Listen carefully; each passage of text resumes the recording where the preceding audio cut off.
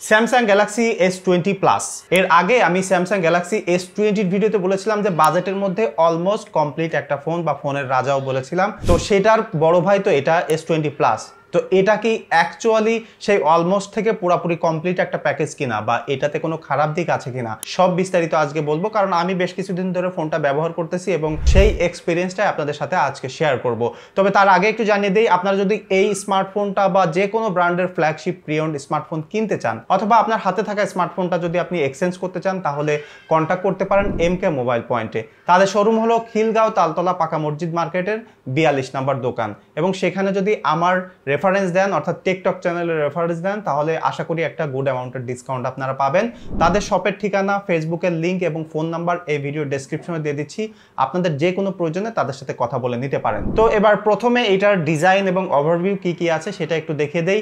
এটার ফ্রন্টে কিন্তু 6.7 ইঞ্চ একটা ডায়নামিক 2x অ্যামোলেড ডিসপ্লে আছে এবং এই ডিসপ্লেটা কিন্তু 120 হার্টজে রান করতে পারে এবং ব্রাইটনেসও কিন্তু 1200 নিট পর্যন্ত যেতে পারে। সো ওভারঅল ডিসপ্লের কথা যদি বলা হয়, এত ভালো এক্সপিরিয়েন্স এরকম বাজেটে আর কোনো ফোনে আপনাকে দিতে পারছে না, কারণ সুপার কোয়ালিটির একটা ডিসপ্লে। এবং এই ডিসপ্লে বা স্যামসাং এর ডিসপ্লে নিয়ে বা ডায়নামিক 2x অ্যামোলেড ডিসপ্লে যারা ব্যবহার করেছেন তারা তো জানেন, বা যারা ব্যবহার করেননি তারা একটা হোল নিউ একটা এক্সপিরিয়েন্স পাবেন এটার মাধ্যমে। এবং স্মার্টফোনের ডিসপ্লেও যে এত ভালো হতে পারে বা এত ভালো লাগে সেটা আসলে এটা ইউজ করলে আপনি বুঝতে পারবেন। এবং এই যে ডিসপ্লেটা সেটা কিন্তু প্রোটেকশন করতেছে গরিলা গ্লাস 6 এবং এটা ঠিক উপরে একটা সেলফি ক্যামেরা কাটআউট পাবেন এবং সেই সেলফি ক্যামেরা কাটআউটটা কিন্তু খুবই ছোট কম্পেয়ার টু আদার্স ফোন এই টাইপের এই সেগমেন্টে যদি পান। এবং এইখানে কিন্তু 10 মেগাপিক্সেলের একটা সেলফি ক্যামেরা আছে এবং এটার নিচে আপনি দেখবেন যে একটা আলট্রাসনিক ফিঙ্গারপ্রিন্ট আছে এবং এই ফিঙ্গারপ্রিন্টটা খুবই ফাস্ট একটা ফিঙ্গারপ্রিন্ট। বাট আমি দেখেছি যে আমি যে স্মার্টফোনটা ইউজ করতেছি এটা অ্যান্ড্রয়েড 12 চলতেছে, যে কারণে অ্যানিমেশনটা একটু স্লো। বাট এর আগে আমি তো স্যামসাং গ্যালাক্সি S20টা ইউজ করলাম, সেটাতে আরও বেশি ফাস্ট ছিল। তো আমার মনে হয় এটা অ্যান্ড্রয়েড বা অপারেটিং সিস্টেমটা আপডেট করলে অ্যানিমেশনটা আরও ফাস্ট হয়ে যাবে। সো ফিঙ্গারপ্রিন্ট নিয়ে আমার কোনো প্রকার কমপ্লেন নাই, খুবই ফাস্ট একটা ফিঙ্গারপ্রিন্ট এবং আমি আলট্রাসনিক যতগুলো ইউজ করেছি সবগুলোই খুবই রিলায়েবল মনে হয়েছে, কোনো প্রকার ইস্যুস নাই। এবং এই যে স্মার্টফোনটার যদি আপনি ফ্রন্টের দিকে তাকান ডিসপ্লে অন অবস্থায় দেখবেন যে টোটাল মিলেই একটা ডিসপ্লে মনে হয় এবং স্মার্টফোনটা ভেরি ফিউচারিস্টিক একটা লুক লাগে, অলমোস্ট জিরো বেজেল, কোনো চিন নাই বললে চলে এবং হালকা কার্ভ একটা ডিসপ্লে। সো ওভারঅল যদি ভিউইং অ্যাঙ্গেলের কথা বলেন ফ্রন্ট সাইডে তো মানে সুপার রিয়ার একটা ডিজাইন এবং এটা যদি ব্যাক সাইডে আসেন তাহলে দেখতে পারবেন একটু বড় একটা ক্যামেরা বাম্প। তো এই ক্যামেরা বাম্পটা এই সময় এসে একটু ব্যাকডেটেড মনে হতে পারে, বাট এখানে কিন্তু 4টা ক্যামেরা সেন্সর দেখতে পাচ্ছেন। একটা হলো মেইন ক্যামেরা সেন্সর যেটা 12 মেগাপিক্সেল এবং 26 mm এর ফোকাল লেন্থ। তারপরে আরেকটা হলো টেলিফটো লেন্স, সেটা 29 mm এর ফোকাল লেন্থ দিবে আপনাকে, কিন্তু সেটা 64 মেগাপিক্সেল এবং এই 64 মেগাপিক্সেলটা very handy when it comes to photography, সেটা ক্যামেরার সেগমেন্টে এসে বলবো। এবং তারপরে আর একটা আলট্রা ওয়াইড সেন্সর আপনি দেখতে পারবেন, সেটাও কিন্তু 12 মেগাপিক্সেলের এবং আর একটা টাইম অফ ফ্লাইট সেন্সর আছে 0.3 মেগাপিক্সেলের এবং সেটা কিন্তু পোর্ট্রেট তোলার জন্য হেল্প করে থাকে। এবং তাছাড়া একটা ফ্ল্যাশ লাইট এখানে দেখতে পাচ্ছেন এবং টোটাল যে ব্যাগটা আছে গ্লাসটাও কিন্তু গরিলা গ্লাস 6 এর প্রোটেকশন রয়েছে এবং এটা একটু কার্ভ গ্লাস। এবং ফোনটা যদি একদম বটমে দেখেন তাহলে কিন্তু এখানে টাইপ সির একটা চার্জিং পোর্ট রয়েছে যেটাতে 25 ওয়াটের চার্জ করতে পারে এবং তার পাশে কিন্তু স্টেরিও স্পিকার আছে এবং এইটার ব্যাকেও কিন্তু আপনার 15 ওয়াট পর্যন্ত ফাস্ট চার্জ করা যায়, আবার রিভার্স চার্জও করা যায়। সো গুরুত্বপূর্ণ একটা ফিচার রয়েছে যারা ওয়্যারলেস ইউজ করেন তাদের জন্য। এবং স্মার্টফোনটা যদি একদম ডান সাইডে দেখেন তাহলে কিন্তু উপরে ভলিউম বাটন, নিচে পাওয়ার বাটন। এটা তো স্যামসাং এর একটা ইউনিক ডিজাইন, মানে তাদের সব ফোনেই এরকম ডিজাইন থাকে। এবং যদি একদম বাম সাইডে দেখেন তাহলে এখানে তেমন কিছু নাই এবং উপরে কিন্তু সিম স্লট রয়েছে এবং এই স্মার্টফোনটায় কিন্তু ডুয়াল সিম ব্যবহার করা যায়, কোনো কোনো ভেরিয়েন্টে ই সিম রয়েছে। So overall total design wise যদি বলা হয় সুপার কমফোর্ট একটা design, glass back, glass front এবং অ্যালুমিনিয়ামের ফ্রেম, খুবই ফিউচারিস্টিক একটা ডিজাইন। বাট 2023 সালে এসে ক্যামেরা বাম্পটা একটু ব্যাকডেটেড মনে হয়, বাট ডিজাইন ওয়াইজ আমার কাছে আর তেমন কোনো কমপ্লেন নাই। Super comfort, one hand use করতেও কোনো প্রকার প্রবলেম হয় না এবং খুব লাইট ওয়েট মনে হয় স্মার্টফোনটা। এবং এটা যদি পারফরমেন্সে আসি তাহলে পারফরমেন্সের একটা মানে হোল নিউ এক্সপিরিয়েন্স পাওয়া যায় এটার মাধ্যমে।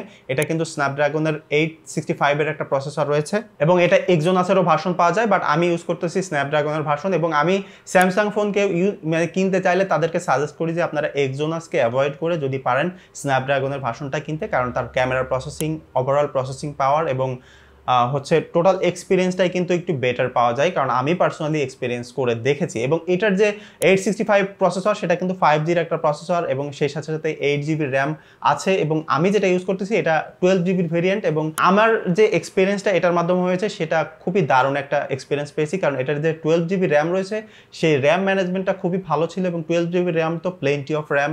এবং এই যে প্রসেসরটা এটা হাই এন্ডের প্রসেসর আমি বলবো না, বাট যথেষ্ট পাওয়ারফুল একটা প্রসেসর। এই প্রসেসরে যতগুলো স্মার্টফোন আমি ব্যবহার করেছি কোনো স্মার্টফোনটাতে আসলে আমি খারাপ পারফরমেন্স পাইনি। গেমিং করতে গেলেও যথেষ্ট ভালো গেমিং করা যায়, এবং ডেইলি লাইফে যেসব কাজকর্ম সেগুলোতে একদম তুড়ির বেগেই করে ফেলা যায়।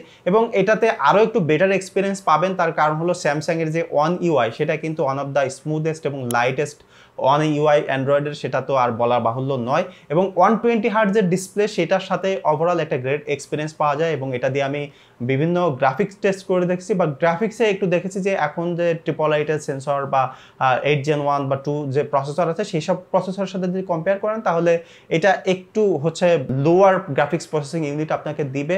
এই স্মার্টফোনটা কিন্তু অলরেডি একটু বয়স হয়ে গেছে, তো সেই হিসেবে পারফরমেন্স একটু কম হওয়া স্বাভাবিক। বাট ওভারঅল এমন কোনো মানে পারফরমেন্স কম হয়নি বা এমন ড্রপ নাই যে আপনি কাজকর্ম করতে পারবেন না। এটা দিয়ে এখনো স্টিল ভালো গেমিং করা যায়। আমি কম্ব্যাট 5 খেলেছি এবং অ্যাসফাল্ট 8 খেলেছি, সো ওভারঅল গ্রেট একটা এক্সপিরিয়েন্স আমি পেয়েছি। এবং কোনো প্রকার হ্যাং ল্যাগ তো দেখিনি। সোশ্যাল মিডিয়া ব্রাউজ করা, ওভারঅল যে কোনো ব্রাউজিং করা খুব স্মুথলি করা যায়। সো পারফরমেন্সের ক্ষেত্রে কোনো প্রকার প্রবলেম দেখিনি। এবং যদি হিটিং এর কথা বলা হয় তো আমি দেখেছি যে এখন S21 সিরিজে যে পরিমাণে হিটিং ইস্যু আমি দেখেছি সেই দিক থেকে এটাতে অনেক কম হিটিং ইস্যু আমি পেয়েছি। আমার কাছে মনে হয়েছে একটু কম হিট হয় এটা। এবং মোবাইল ডাটা ইউজ করেছি, মোবাইল ডাটা ইউজ করে স্ট্রিমিং করেছি, গেম খেলেছি, সেই হিসেবে আমি দেখেছি খুব কম হিট হয়ে থাকে। বাট ক্যামেরা ওপেন করলে একটু গরম হয়, বাট আহামরি হিট হয় না এটা। এবং যদি এটা মিডিয়া কনজাম্পশনের কথা বলেন, হোল নিউ একটা এক্সপিরিয়েন্স পাওয়া যায়, যেটা বললাম যে এটা যে ডিসপ্লের এক্সপিরিয়েন্স বা ন্যারো চিন বেজেলের কারণে সুন্দর একটা এক্সপিরিয়েন্স পাওয়া যায়। তো এই স্মার্টফোনটা যদি পারফরমেন্সের ক্ষেত্রে কারা কিনবেন, আপনারা গেমিং করার জন্যও কিনতে পারেন, আবার যদি মিডিয়া কনজাম্পশন বলেন, সোশ্যাল মিডিয়া ব্রাউজ করা বলেন, ওভারঅল খুবই সুন্দর একটা এক্সপিরিয়েন্স পাবেন। এবং এটা যদি ক্যামেরার কথা বলি, ক্যামেরা দেখে মানে সারপ্রাইজিং হতে হয়, খুবই সুন্দর একটা ক্যামেরা। মানে 20 সালে স্যামসাং যে সুন্দর ক্যামেরা অফার করেছে বা যে সুন্দর ক্যামেরা সেন্সর তারা দিয়েছে সেটা তো মাইন্ড ব্লোয়িং। আমি এখনো 2023 সালে এসেও এই ক্যামেরাকে ব্যাকডেটেড বলা যায় না, এবং আমি এখনো বিলিভ করি যে 2023 সালে এসে এর থেকে অনেক বাজেটের ফোনেও আপনাকে এত সুন্দর ক্যামেরা এক্সপিরিয়েন্স দিতে পারবে না। বিশেষ করে এটার যে ডায়নামিক রেঞ্জ ক্যাপচার করার ক্যাপাবিলিটি সেটা হোল নিউ একটা এক্সপিরিয়েন্স। আমি নাইট মুডে, ডে লাইটে, অলওয়েজ যে কোনো সময় নাইট মুডে যেমন একদম ডিরেক্ট বাল্ব জ্বলতেছে সেই সিনারিতেও যদি আমি ছবি তুলেছি দেখেছি ওই বাল্বটাকে একদম এত ডিম করে এত সুন্দরভাবে ওয়েল এক্সপোজ করেছে যেটা আমরা চোখে দেখলেও অত ভালো দেখতে পারি না, বাট ক্যামেরায় ওর থেকে ভালো ডায়নামিক রেঞ্জ এটা আপনাকে দিতে পারবে। এবং এটার যদি যে 3টা ক্যামেরা সেন্সর, 4টা আছে, বাট একটা তো আসলে শুধুমাত্র পোর্ট্রেট নেওয়ার জন্য। ওয়াইডের যে সেন্সরটা, টেলিফটো লেন্স এবং main sensor, overall day light, night মুডে গ্রেট এক্সপিরিয়েন্স পাওয়া যায়, এবং সেটা নিয়ে আমার মনে হয় না যে কারোর কমপ্লেইন থাকবে। এবং এটা যে মেইন টেলিফটো লেন্সটা আছে, টেলিফটো লেন্স দিয়ে কিন্তু 10x, 30x, 20x পর্যন্ত জুম করা যায়, বাট আমি দেখেছি যে 10x জুম পর্যন্ত একটু ইউজেবল ইমেজ পাওয়া যায়। বাট এই স্মার্টফোনটা যারা জুম করে ইমেজ তুলতে চান তাদের জন্য রিকমেন্ডেড না, বাট ওভারঅল ডেইলি লাইফে ইউজ করার জন্য, নর্মাল পিকচার তোলার জন্য, ওয়াইড অ্যাঙ্গেল লেন্সে পোর্ট্রেট তোলার জন্য খুবই সুন্দর একটা ক্যামেরা সেটআপ। এবং যদি এটা পোর্ট্রেটের কথা বলি, খুবই সুন্দর পোর্ট্রেট তোলা যায়। এটা টাইম অফ ফ্লাইট সেন্সর থাকার কারণে সব মিলিয়ে একটা দারুণ এক্সপিরিয়েন্স পাওয়া যায়। একটু জুম করে পোর্ট্রেট নেওয়া যায় এবং নর্মাল লেন্সে তোলা যায়। সো ভেরি গ্রেট একটা পোর্ট্রেটের এক্সপিরিয়েন্স পাওয়া যায়। খুবই সুন্দর এজ ডিটেক্ট করতে পারে, খুবই ন্যাচারাল টাইপের লুকিং ব্লার এটার মাধ্যমে পাওয়া যায়। সেই দিক থেকে আমার মনে হয় যে এই যে 4টা ক্যামেরা সেন্সর আছে এটা নিয়ে কারোর কোনো কমপ্লেইন থাকবে না। এবং এটা যে সেলফি ক্যামেরা অনলি 10 মেগাপিক্সেলের, সেটা দিয়ে খুবই দারুণ সেলফি তোলা যায়।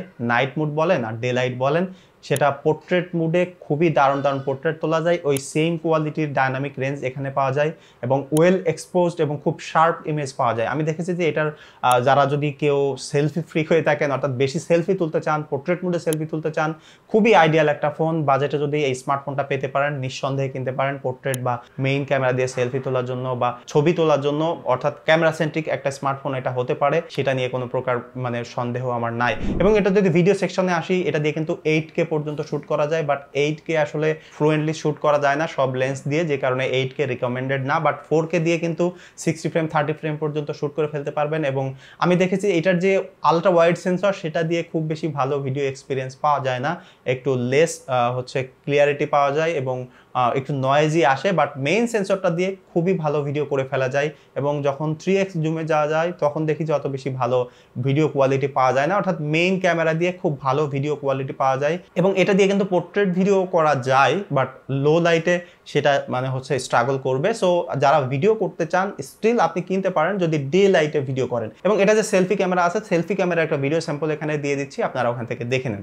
এটা হলো সেলফি ক্যামেরার ভিডিও স্যাম্পল, এটাতে কিন্তু 4K পর্যন্ত শ্যুট করা যায় এবং আমি দেখতে পাচ্ছি এখানে কিন্তু যথেষ্ট স্টেবিলাইজ ফুটেজ এটার মাধ্যমে পাওয়া যায়। এবং একটা জিনিস আমি বলতে ভুলে গেছিলাম মেইন ভিডিওতে, সেটা হচ্ছে যে এই ক্যামেরার এই স্মার্টফোনটা থেকে কিন্তু অনেকে গ্রিন লাইনের ইস্যু আসে বা বলে, অনেকে আপডেট দেওয়ার পরে নাকি গ্রিন লাইন চলে আসে। সো এখন কিন্তু লিটারেলি সব ফোনেই গ্রিন লাইন চলে আসে। সো সেই হিসেবে আসলে এই ফোনটা আপনি কনসিডার করবেন কিনা বা ওরকম রিস্ক নিয়ে আপনি প্রি অন ডিভাইস এই ফোনটা কিনবেন কিনা সেটা আসলে একান্ত ব্যক্তিগত আপনার প্রেফারেন্স। কারণ গ্রিন লাইনের ব্যাপারটা আসলে কোনো ফোনেই বা কোনো স্মার্টফোনে কোনো ব্র্যান্ডেই কিন্তু এখন কনফার্ম করা যাচ্ছে না। আইফোন থেকে শুরু করে পিক্সেল, স্যামসাং, অনর, ওপো, মানে যে কোনো ব্র্যান্ডের কথা বলেন না কেন সব ব্র্যান্ডে কিন্তু এখন গ্রিন লাইন পড়ে যায়। সো এটা হচ্ছে স্যামসাং গ্যালাক্সি S20 প্লাসের যে সেলফি ক্যামেরা ভিডিও ফুল সেই স্যাম্পলটা কিন্তু আপনারা দেখে নিতে পারলেন। সো এখানে আসলে ডাইনামিক রেঞ্জ কেমন ক্যাপচার করতে পারে, আমার পিছনে কিন্তু একদম সানলাইট রয়েছে এবং এখানে আমি নর্মালি হেঁটে যাচ্ছি। সো কেমন সাউন্ড ক্যাপচার করে, ওভারঅল কেমন স্টেবিলাইজ ফুটেজ এটার মাধ্যমে আপনি পাবেন সেটা কিন্তু এখানে দেখে নিতে পারতেছেন। তো ওভারঅল আপনারা দেখলেন যে এটার যে ক্যামেরা সেটআপ আছে, ভিডিও বলেন পিকচার বলেন, মোটামুটি খুবই ভালো একটা ক্যামেরা। 2020 সালেও রিলিজ হলেও 2023 সালে এসে সুন্দরভাবে কোপ আপ করতে পারে টাইমের সাথে, সেটা নিয়ে আসলে কোনো কমপ্লেন দেখিনি। তো এবার আসি যে এটার ব্যাটারি লাইফ কেমন। এটাতে কিন্তু 4500 মিলিঅ্যাম্পিয়ারের একটা ব্যাটারি ব্যবহার করা হয়েছে এবং স্মার্টফোনটার সাইজটা কিন্তু যথেষ্ট বড়, 6.7 ইঞ্চ ডিসপ্লে। তো সেই হিসেবে এটার ব্যাটারি ব্যাকআপ আমি দেখেছি যে আহামরি লেভেলের বেশি না, যেমনটা আমি দেখেছিলাম যে স্যামসাং গ্যালাক্সি S21-এ ব্যাটারি ব্যাকআপ কম ছিল, বাট S21 প্লাসে তুলনামূলক অনেক বেশি ব্যাটারি ব্যাকআপ ছিল। তো সেই হিসেবে যখন স্মার্টফোনটা আমি ইউজ করা শুরু করেছিলাম তখন আমার একটি এক্সপেকটেশন ছিল যে S20 থেকে হয়তো অনেক বেশি ব্যাটারি ব্যাকআপ এটার মাধ্যমে পাওয়া যাবে, বাট আমি সেরকম এক্সপেকটেশন আসলে এটার মাধ্যমে মানে এই স্মার্টফোনটা আমাকে ফুলফিল করতে পারিনি। আমি দেখেছি এটা দিয়ে নর্মালি ইউজ করতে যে আমি 5 ঘন্টা থেকে 5 ঘন্টা 20 মিনিট 10 মিনিট এরকম স্ক্রিন অন টাইম পেয়েছি। বাট যারা লাইট ইউজার তারা খুবই ভালোভাবে এনজয় করতে পারবেন স্মার্টফোনটা, কারণ এটার স্ট্যান্ড বাই খুবই ভালো। তো স্মার্টফোনটা যদি বলেন যে এখন ড্রব্যাকটা কি বা খারাপ দিকটা কি, তাহলে আমি বলবো যে এটা শুধুমাত্র একটাই খারাপ দিক আমার কাছে মনে হয়েছে, সেটা হচ্ছে ব্যাটারি লাইফ কম্পেয়ার টু মানে রাইট নাও এখন আসলে একটু কম হয়ে যায় 5 ঘন্টা। তো এটা যদি আর 1-1.5 ঘন্টা ব্যাটারি ব্যাকআপ বেশি দিত তাহলে আসলে পারফেক্ট ছিল। তো এটা আসলে কারা কিনবেন বা এই স্মার্টফোনটা কাদের জন্য 2023 সালে এসে? এই স্মার্টফোনটা বাজেট এখন কিন্তু আমি দেখেছি যে 27-28 হাজার টাকায় কিনতে হয়। তো সেই দিক থেকে আমার কাছে মনে হয় যে এই বাজেটে 27-28 হাজার টাকা দিয়ে এই স্মার্টফোনটা না কিনে আপনি কিন্তু পিক্সেল 6 কিনতে পারেন বা 6 কিনতে পারেন বা একটু বাড়িয়ে কিন্তু S21ও কিনতে পারেন। বাট সেইটার সাথে এইটা কিভাবে আলাদা করেছে? আপনি যদি পিক্সেলের কথা বলেন তাহলে পিক্সেলের থেকে ফার বেটার ডিসপ্লে এটার মাধ্যমে পাবেন। ওভারঅল একটু ডিজাইনের ক্ষেত্রে আমার কাছে মনে হয় বেশ কমফোর্ট একটা ডিজাইন মনে হয়। এবং যদি S21 এর সাথে কম্পেয়ার করেন তাহলে আসলে এইটা কেনার যুক্তি হয় না, ওইটাই আপনি কিনবেন। তো ওভারঅল যদি বলেন যে এইটা একটু কম বাজেটে পাইতেন বা যদি একটু কম দামে পান তাহলে ডেফিনেটলি চোখ বুঝে এই ফোনটা কিনতে পারেন।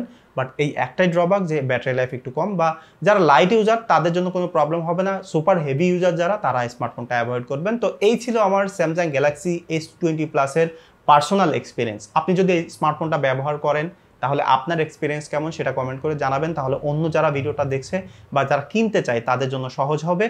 এবং এই ভিডিও সম্পর্কে যদি আপনার কোনো মতামত থাকে বা আমি যদি কোথাও ভুল করে থাকি সেটাও কমেন্ট করে জানাতে পারেন।